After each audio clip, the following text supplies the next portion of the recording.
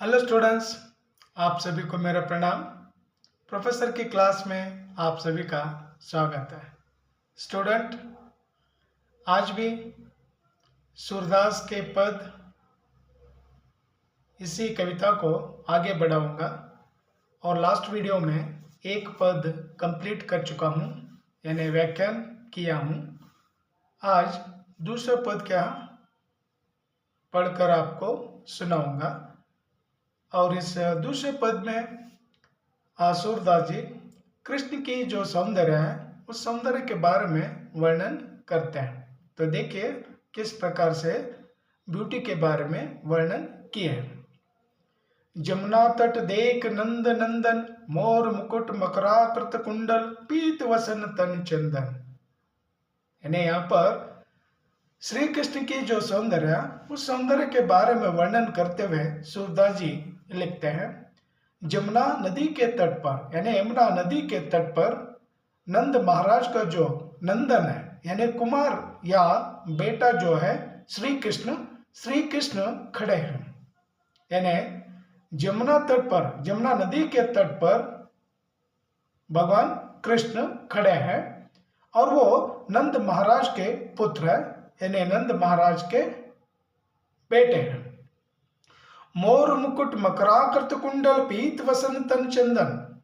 श्री कृष्ण अपने सिर पर जो मोर पंख के जो मुकुट है, किरीट है, वो किरीट क्या पहने हुए और श्री कृष्ण के कानों में कुंडल है यानी रुद्राक्ष मणि जो कुंडल है और वो कुंडल किस प्रकार है, मकराकृत यानी मकर यानी क्रोकोडाइल का जो स्किन होता है या चमड़ा होता है, उस चमड़े के समान वो कुंडल क्या है यानी रुद्राक्ष मणि थोड़ा सा रफ रफ रफ होता है ना, वो मणि जो होती है, और उसी प्रकार मकराकृत कुंडल श्री कृष्ण क्या पहने हुए और श्री कृष्ण जो पीले रंग यानी पीले रंग के जो वस्त्र वसन क्या पहने हुए और अपने शरीर तमाम चंदन का लेप लगा लिए हैं यानी चंदन क्या लगा लिए हैं। नेक्स्ट आगे देखिए, लोचन तृप्त भये, दर्शन तई उर की तपनी बुझानी। यानी श्री कृष्ण के सौंदर्य देखकर आंखों को क्या तृप्ति मिली यानी आंखें क्या तृप्त हो चुकी है, जैसे दर्शन तई उर की तपनी बुझानी। यानी श्री कृष्ण का दर्शन पाकर श्री कृष्ण का दर्शन पाकर जो हृदय में जो जलन हो रहा था और वो जलन क्या पूर्ण रूप से क्या बुझ गया। हृदय में जो जलन हो रही थी वो जलन क्या पूर्ण रूप से क्या बुझ गया, क्योंकि श्री कृष्ण के सौंदर्य देखकर पूर्ण रूप से जो हृदय जल रहा था और वो जलने वाला जो हृदय वो हृदय भी क्या वो जलने की जो क्रिया थी वो क्रिया भी क्या बुझ गई। यानी श्री कृष्ण को देखते ही जो प्रेम में जो जल रही थी गोपिकाएं, उनकी जो जलन है वो जलन भी क्या अब खत्म हुआ। प्रेम मगन तब भई सुंदरी, उर गद गद मुख बानी। जैसे प्रेम में पड़कर कोई भी सुंदरी यानी जो सुंदर युवती है वो सुंदर युवती के मन में क्या जो गदगद हृदय में या दिल में गदगद होने लगता है और मुख से क्या वाणी नहीं निकलती है, मुख से क्या बात नहीं निकलती है। क्योंकि अगर किसी को अगर प्रपोज अगर करना है, किसी के सामने अगर प्रेम की बात अगर कहनी है या करनी है, उस समय हार्ट बीट्स क्या तेज होने लगती है और मुंह से क्या एक भी वचन एक भी बात नहीं निकल पाती है। तो यहां पर भी तब भई सुंदरी यानी सुंदरियों की स्थिति भी क्या ऐसी हो गई, गोपिकाओं की स्थिति भी क्या ऐसी हो गई श्री कृष्ण के सौंदर्य देखकर। कमल नयन तट पर है ठाड़े, यानी जिनकी आंखें कमल फूल के समान है, यानी श्री कृष्ण उस जमुना नदी के तट पर क्या खड़े हैं, यानी उसी तट पर उसी नदी के किनारे श्री कृष्ण क्या खड़े हैं। स कुछ ही मिली ब्रज नारी, यानी जो ब्रज जो नारियां गोपिकाएं, वो गोपिकाओं को सब कुछ ही मिली ब्रज नारी, यानी शर्माती हुई सारी गोपिकाएं श्री कृष्ण को क्या देख ली और श्री कृष्ण उन्हें मिल गए, किन्हें? गोपिकाओं को। और इस पद के अंत में सूरदास जी कहने लगते हैं, सूरदास प्रभु अंतर्जामी व्रत पूर्ण पगधारी, यानी इस पद के अंत में श्री कृष्ण कहने लगते हैं कि प्रभु जो श्री कृष्ण है, श्री कृष्ण अंतर्यामी है, यानी सारी भावनाओं को, सारी बातों को जानने वाले, वही एक अंतर्यामी है।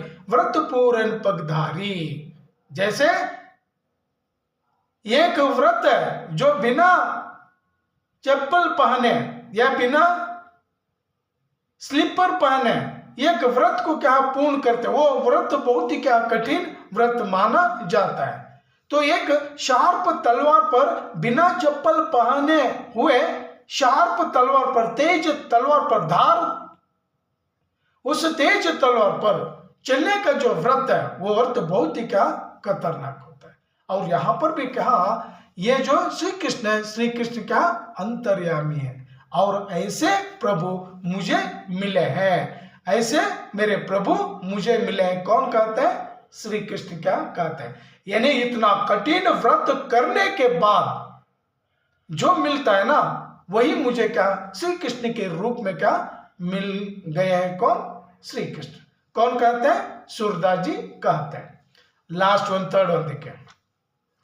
चोरी करत काना धरी पाए, निसी बासर मोही बहुत सतायो, अब हरी हरी हाथी आए। यानी माखन चोरी का जो दृश्य है इस तीसरे पद में, यानी गोपी कहने लगती है, चोरी करत काना धरी पाए, यानी चोरी करते हुए श्री कृष्ण को मैंने पकड़ ले। जो श्री कृष्ण मेरे मक्खन को क्या चोरी कर रहा था, और चोरी करते हुए श्री कृष्ण को मैंने पकड़ ली। कौन कह रही है? गोपी। निसी बासर मोही बहुत सतायो, अब हरी हरी हाथी आए, यानी दिन रात यही श्री कृष्ण, यही करना मुझे दिन और रात क्या सताया, बहुत ही क्या सताया। और अब हरि जो है, श्री कृष्ण जो है, वो श्री कृष्ण दुश्मन के रूप में मेरे हाथ क्या मिले, मेरे हाथ को आ चुके हैं, यानी दुश्मन के रूप में श्री कृष्ण को मैंने पकड़ ली। नेक्स्ट देखें, माकन दधी मेरो सब खायो, बहुत अचगरी की नहीं, यानी गोपी कहने लगती है, मेरा जो माखन था, मेरा जो दही है, मेरी जो दही है, वो दही माखन सब कुछ क्या श्री कृष्ण खा चुके हैं। और इसे देखकर मैं बहुत ही क्या आश्चर्यचकित हो चुकी हूं। दही खाया, माखन खाया श्री कृष्ण चोरी करके, और इस स्थिति को देखकर मैं बहुत आश्चर्यचकित हो गई हूं। कौन कहती है? गोपी। अब तो घात परे हो लालन, तुम्हें भले मैं चिन्ही, यानी गोपी कहने लगती है, हे लाल, हे मेरे पुत्र, तुझे आज क्या बहुत क्या पीटूंगी, मारूंगी, लेकिन तुम्हें भले मैं चिन्ही, यानी हे बेटा, हे पुत्र, तुझे मैं कभी नहीं छोड़ूंगी। आज तुझे क्या मैं पीटूंगी, मारूंगी, लेकिन तुझे नहीं छोड़ूंगी।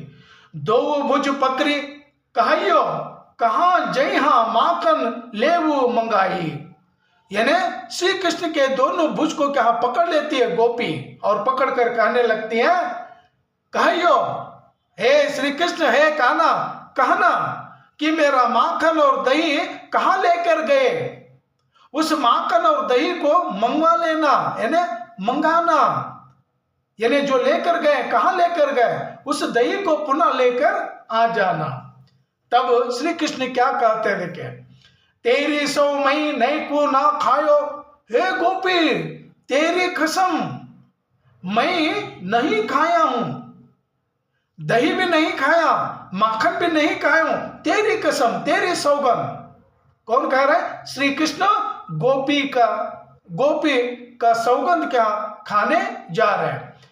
तेरी सो मैं नहीं को ना खायो, सका गए सब खाई, हे गोपी, मैं नहीं खाया हूं, मेरे जो मित्र थे, मेरे जो सके थे, यानी जो सका फ्रेंड थे, वो सारे के सारे फ्रेंड्स के यहाँ खाकर चले गए। मैं माखन भी नहीं खाया, दही भी क्या नहीं खाया। मुख तन चिते भी हंसी हरी दिन हो, रीज तब गई बुझाई।